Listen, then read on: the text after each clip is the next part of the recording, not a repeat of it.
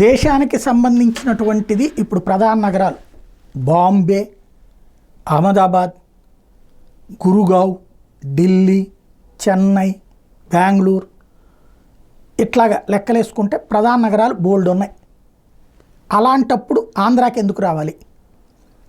దీనికి ఇప్పుడు ఓ సమాధానమే రాష్ట్ర ప్రభుత్వం ఒక వ్యూహాత్మకంగా దేశవ్యాప్తంగా ప్రపంచవ్యాప్తంగా ఒకటి ప్రాచుర్యంలోకి తీసుకొచ్చింది నేషనల్ ఇంటర్నేషనల్ ఇంగ్లీష్ మీడియా ద్వారా.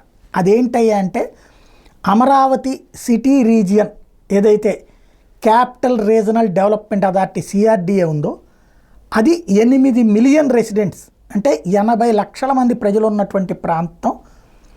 అందులోనే శాటిలైట్ టౌన్స్ ఏర్పాటు చేయబోతున్నాం. అలాగే హైదరాబాద్ కంటే పెద్ద నగరంగా ప్రారంభమే ఉండబోతోంది. హైదరాబాద్ మొదట్లో 20-30 లక్షల జనాభాతో ఉంది, ఆ పైన మిగతా ప్రాంతాలు ఎక్స్టెన్షన్తో ఎదిగింది. బట్ స్టార్టింగే అది హుడాగా ఉండేది కదా.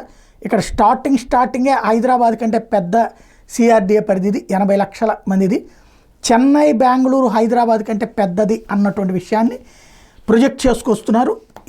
ఏదైతే మన టెక్కి సంబంధించినటువంటి సంస్థలలో ఇది బాగా హైలైట్ చేస్తూ ఉన్నారు అమరావతికి సంబంధించి.